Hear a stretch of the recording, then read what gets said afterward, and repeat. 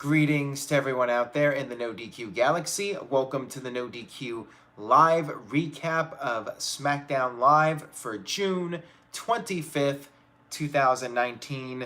I wanted to give a quick shout out to Darren, who ended last night's live stream as the NoDQ Super Chat champion. However, Richard Moman sent in a $5 Super Chat to kick us off tonight. Says, I will not be able to watch live since I'm at work, but I'm starting off as champion. I will be back another time. I hope everyone is well. So unfortunately, we're not going to have the whole back and forth confrontation. Last night, Richard Moman and Mike B traded the titles several times. It was absolutely insane. But that was last night. Tonight, we'll see what happens. I got SmackDown Live to review, so let's go ahead and get started. We had a pre-taped promo from Shane McMahon backstage. Shane McMahon talked about what happened on Raw with Roman Reigns bringing out The Undertaker. He said that Reigns became desperate and therefore he had to get the help of The Undertaker. Then Shane noted that he already beat Roman Reigns, and in addition to that, he survived death. Shane McMahon made a reference to the Hell in a Cell match where he fought The Undertaker, WrestleMania 32, and managed to survive that match. Shane then said that he was warning the other SmackDown talents, do not get on his bad side because he is pissed. We had the New Day come out for a promo. Kofi Kingston talked about the highs and the lows of the WWE Championship reign. He brought up how Stomping Grounds was both highs and lows, and that he had to take an actual leap of faith to remain victorious against Dolph Ziggler. He then brought up what happened on Raw where he got attacked by Samoa Joe. He referred to Joe as a Samoan shark. However, Kofi said he'll be damned if he lets that shark eat him alive. This led to Dolph Ziggler coming out. He said that other stars are now taking credit for his work. He said that this is his livelihood. This is his everything. He said Kofi took the coward's way out and leaped out of the cage just to save his championship. Ziggler then said he should be champion right now. Ziggler made a challenge to Kofi. If he beats Kofi tonight, he gets added to the match at the Extreme Rules pay-per-view, so it would become a three-way. By the way, Samoa Joe is now the #1 contender, despite losing the U.S. title at Stomping Grounds. I guess beating up somebody makes you #1 contender. Back in the day, the U.S. champion was the #1 contender. Now, you lose the title, all you have to do is attack somebody, and you get a title match at the next pay-per-view. I mean, brilliant if you ask me. Why not just attack the champion whenever you want? That gets you an automatic rematch, or just an automatic match in general, regardless of how you look at it. So we had the match set up, 2 out of 3 falls between Dolph Ziggler and Kofi Kingston for the main event of SmackDown Live. Backstage, we had The Miz talking to Elias. Miz called Elias a bootleg Bob Dylan. And then we had Miz give a message to Elias for Shane McMahon, saying that Miz has unfinished business with Shane that needs to be settled. As soon as Miz left, Shane came in from the locker room door, wherever he was at. I'm not sure if he was inside a locker room or outside. I don't know. But anyways, Shane said, all right, fine. He'll fight The Miz. However, Elias has to beat The Miz to get that opportunity. And you guessed it, a 2 out of 3 falls match. This is getting crazy now. So I guess every week we're going to have multiple 2 out of 3 fall matches. I'm already getting sick of this now. I mean, if you do it like once every month, that's fine. But is this really going to become a weekly thing, like more than once on one show. We're going to get two out of 3 fall matches on the same show. Ugh, give me a break. So next up we had The New Day versus Daniel Bryan and Eric Rowan. New Day scored the victory. Daniel Bryan got pinned via the Midnight Hour. By the way, interesting to note here that the match did go on technically during the commercial break because we had the picture-in-picture where the match goes on in the little screen while on the bigger screen the commercials are airing. After the match was over, after Bryan, the former WWE champion, took the fall here, we had Kevin Owens and Sami Zayn. I guess one of them. I don't even know who's on Raw now. I think it's Sami Zayn is part of Raw and Owens is SmackDown. It could be reversed. I don't even know anymore. Like, I have seriously forgotten. According to Noah, Sami is on Raw. But I seriously don't even remember who's on what show anymore. Other than Roman Reigns was supposed to be on SmackDown, and Roman Reigns is appearing on Raw every week. I don't even think Reigns was on SmackDown this week. I don't believe he was. But yet he's on Raw every week except for that 1 week. So yeah, brand split, it's over. WWE just pretty much killed it with the wild card rule. I mean, it is what it is.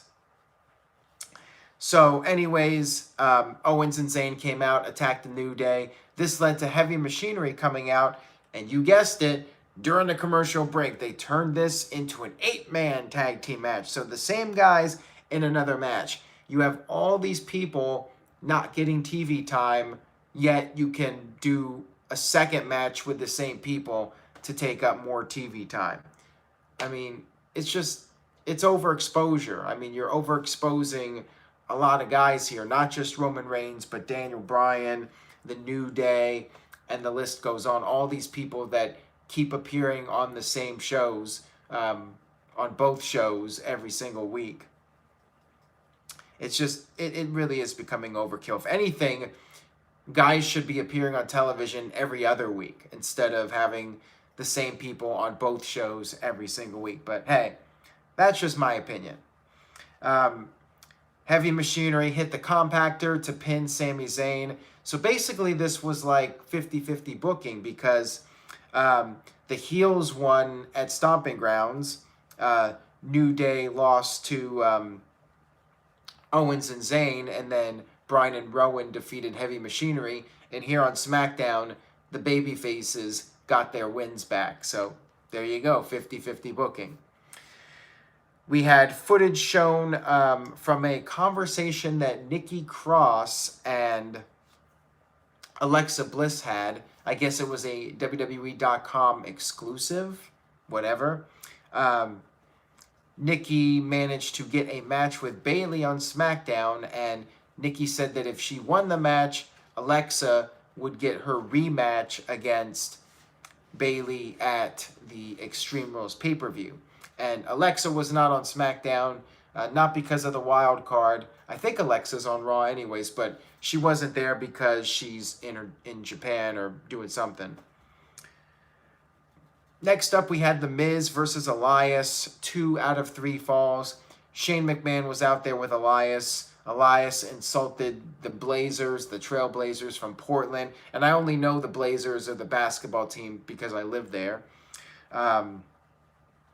Quick fall here. Shane McMahon grabbed Miz's feet, and then Miz went to do a springboard move, and Elias caught him with a knee to the face and then hit the drift away to score the first victory.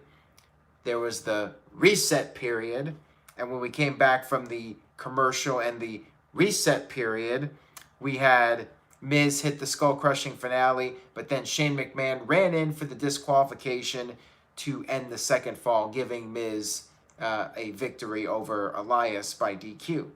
The two of them beat down the Miz, gave him a ton of punishment. The crowd started chanting, "No more Shane," but Vince McMahon is like, "I don't care about that. That's some good shit right there," or something. Roman Reigns got mocked. Shane McMahon did the ooh-ah, hit the spear. Shane McMahon told the referee to ring the bell. Elias immediately hit the big elbow and scored the victory with the coast-to-coast to Miz. No, Elias won the match, and then Shane hit the coast-to-coast on Miz after the match. My bad. We had an interview with Finn Balor backstage. Yes, Finn Balor is in fact the Intercontinental Champion. Finn Balor praised Andrade, who was not on this show, for his efforts at the Super Showdown. And then the question was asked, who's next for Balor? Before Balor could answer that, Shinsuke Nakamura showed up, who hasn't really been seen much as of late, and put his finger on the belt. Hopefully he's not like Ricochet, and we don't have a problem with that. But yeah, so I guess Nakamura is going to be the next challenger for Finn Balor. I guess makes sense. He doesn't win any matches, so he's naturally the next person that should be getting a title match. We had Bayley versus Nikki Cross, several near falls, but Nikki ended up finally, after numerous attempts, scored the pinfall victory over Bayley, which means Nikki has earned Alexa Bliss a title match with Bayley at the next pay-per-view. So this is all part of the Nikki Cross storyline with Alexa Bliss. And we have a NoDQ Super Chat title change to report. The Gameson 100 has defeated Richard Moman with a $5.17 Super Chat. How is the logic of Alexa face Bayley again just because of Nikki winning? It should be Nikki, not Alexa, to have another SmackDown title match. Why the illogical WWE? Well, the storyline here is that Nikki is trying to be friends with Alexa, and people are telling Nikki that Alexa is just using her, but Nikki believes they're really friends, and Alexa's doing all these things for Alexa, trying to help her out. So it's all part of the storyline, but yeah, it's kind of ridiculous, but again, it is what it is. I'm beyond getting angry about it at this point. So congratulations to the Gameson 100 for being the new NoDQ Super Chat champion. And Kayfabe Candy Ass is like, hey, it's every Alexa Bliss story. We had Carmella yelling at Mandy Rose and Sonya Deville backstage about something. I was distracted because Rambling Rabbit from the Firefly Funhouse was in the background. And then R-Truth, as soon as Mandy and Sonya left, R-Truth came out from the crate he was hiding in. Drake Maverick showed up, minus a referee, saying, don't worry, I do not have a referee. Drake gave this heartfelt speech about how he spent thousands of dollars, thousands of his mother-in-law's money on his wedding, and R-Truth, by pinning him for the 24/7 title, took that moment away from him. Drake Maverick said, you ruined my life. R-Truth gave him a hug, said, I'm sorry, I thought it was Carmella's wedding. And then R-Truth said, if it means so much to you, bring a referee over here. I'll give you what you want. So a referee came over, and then R-Truth was like, psych! I love the title more than you love your wife, is what he said to Drake Maverick. And then R-Truth ran away when all the guys started chasing after him. So next up we had Sonya Deville versus Ember Moon. Pretty much a squash match, quite frankly. We had Ember get distracted by Mandy Rose and ended up going into the ring post, and that led to Sonya picking up the victory. Corey Graves had a good line here. He was like, is there anything Mandy does that doesn't cause a distraction? I mean, good point there. By the way, Mike B with a $10 super chat says, not going to battle for the title tonight. Whoever gets it after me can have it. Unfortunately, my cat had to be put down today. I still have my other one, but it still hurts losing my fur buddy. Oh, man. Sorry to hear that, Mike B. I am just not happy about that. Why do you have to give us some bad news here on the stream? That really sucks. Very sorry for your loss, Mike B. You know me, I'm a cat person, so it's definitely a very difficult decision. Hopefully, your cat did not have to suffer too much, because it's often a very selfish decision on our part to delay putting down an animal when they're not doing well. I know with past experiences, a cat that my mom and I had, we had to put the cat down, but we probably waited too long. So I don't know what the circumstances were. I just hope your cat wasn't in too much pain and was able to go as peacefully as possible. I mean, that just really sucks. I'm very sorry to hear that. A little bit of a bummer here, but RIP to Mike B's cat. Let's try to get back on track here. Mike B is the No DQ Super Chat champion, so thank you for that, Mike B. Moving on here, we had Alistair Black cut a promo. Alistair was frustrated. He said all he wants is for someone to invite him for a fight. And then all of a sudden, a door knocked, and then Alistair, I thought somebody was going to come into the room and challenge him, but there was just a door knocking, and then Alistair did this. He looked up at the camera and did this Norman Bates-like smile, evil smile. Is Alistair Black a heel? I mean, I don't know what's going on with him, but I say this every week. I'm getting tired of it. These promos were not necessary. Alistair Black was doing just fine before. The vignettes were not necessary. Virtue says Aaron's shadow is Rift Aronson. Never say that name again, Virtue. So we had the main event, Kofi Kingston versus Dolph Ziggler, 2 out of 3 falls match. Kofi Kingston picked up the first fall. There was supposed to be the reset before the commercial break, but Dolph Ziggler attacked Kofi before we could go to commercial, hit the zigzag on the floor, and then Tom Phillips was like, yeah, we got to have our reset now, so we'll be back with the second fall. When we got back to the second fall, Ziggler easily picked it up, I think with the super kick. I wasn't really paying attention. And then for the third fall, there were lots of near falls. Kofi kicked out of the zigzag, which was interesting. But I guess this was pretty much the blow off of this feud, unless Ziggler still gets a rematch, which wouldn't shock me, quite frankly. Kofi kicked out of the zigzag and then hit the tip, the Trouble in Paradise, to score the victory. Kofi Kingston versus Samoa Joe one-on-one at the pay-per-view is intact. So there you go. That was SmackDown Live, everybody. I wasn't really blown away by the show. It felt like very much a filler edition of SmackDown. I feel like you shouldn't be dragging out these matches really long when you have a lot of guys that are not getting TV time. Like, I'd like to see the shows be faster paced with more people getting on TV and being utilized. I know it kind of, Virtue will say it kind of sounds like Vince Russo, but yeah, I'd like to see more storylines with more people being utilized, and just a faster paced show. Psycho Jet Black with a $5 super chat, dethroning our own Mike B. He says, rank your favorite to least favorite person, TJS, Virtue, and Big G. Wow, that's mean, Psycho Jet Black. You're asking me to pick favorites now? My favorite, okay, so I might get in trouble for this, but I'll say my least dramatic person in the group is Big G. Big G is super chill, doesn't create conflict. I mean, I love all three of these guys, but as far as favorite person that doesn't cause drama, I go with Big G. Virtue's in the middle. Well, you know what? TGS will be in the middle. TGS is a great guy, but he likes to ask questions that sometimes are none of his business. And then Virtue just likes to stir the pot all the time. He's my homeboy, but he is the troll slayer, or is he the troll that's just slaying everyone?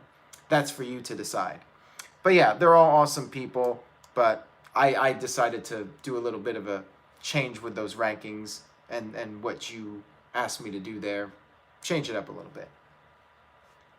But anyways, congratulations to Psycho Jet Black for being the new No DQ Super Chat champion. Virtue says he's going to tone it down.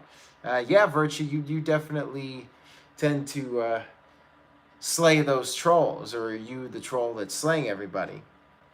And yeah, I got to pick Big G too because Big G started the No DQ 24/7 concept with the championship. So if it wasn't for Big G, we wouldn't have this craziness with the No DQ Super Chat Championship. So yeah, got to give some love to Big G.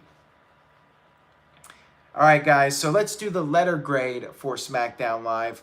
Again, I thought it was okay show, so I'm gonna go with a C. I mean, to me, it was an average SmackDown, average at best. Just one of those shows where if you missed it, you didn't miss much. Wasn't the worst show, but was definitely far from the best. Chris Mace gives it a C. Kev Dog gives it a C. Dustin Herrick gives it a C. Zach gives it a D. Noah gives it a D. Don gives it a D. Wow, not a lot of positive reviews for this one. Zach gives it a C, but then changed it. Okay, Zach is just trolling now, giving it various letter grades. Gary gives it a D minus. And W Glass 90 says D for damaging. By the way, we have another new No DQ Super Chat champion. Alex Pershing has won the No DQ Super Chat Championship. He has taken it away from Psycho Jet Black. He says, I had to do it at least once. The Pershinator with the cover and the 1, 2, the 1, the 2, the 3. For those of you that get that reference. Congratulations to Alex Pershing for being the new No DQ Super Chat champion. Big props to you. And you may be the final one of the evening because I got nothing else to say. And I'm a little overwhelmed by all the wrestling discussion over the past several days. You know, this was the 4th straight day of streaming in a row. Gonna take a break for a few days, but No DQ review coming up. We got more NXT videos, I'm sure, coming up. Fighter Fest is on Saturday, so I definitely need to check out that show and do a stream for that. So stay tuned to NoDQ.com for the very latest. I will go ahead and wrap up this edition of the No DQ live stream. Thank you all so much for watching. Hold on a second. Oofman Rules is back with a $5 super chat. He is now a five-time No DQ super chat champion, defeating Alex. 5-time, baby, says Oofman Rules. But wait a minute. Just when you thought it was over, Darren comes in with a $5 super chat. I'm back, he says. So Darren started tonight as the super chat champion. Well, I guess kind of, because Richard Moman did one right before I started the stream. So yeah, Darren looks like he's going to end the night once again as the No DQ Super Chat champion. So thank you to everyone for tuning in. I appreciate it. I will see you guys next time for more.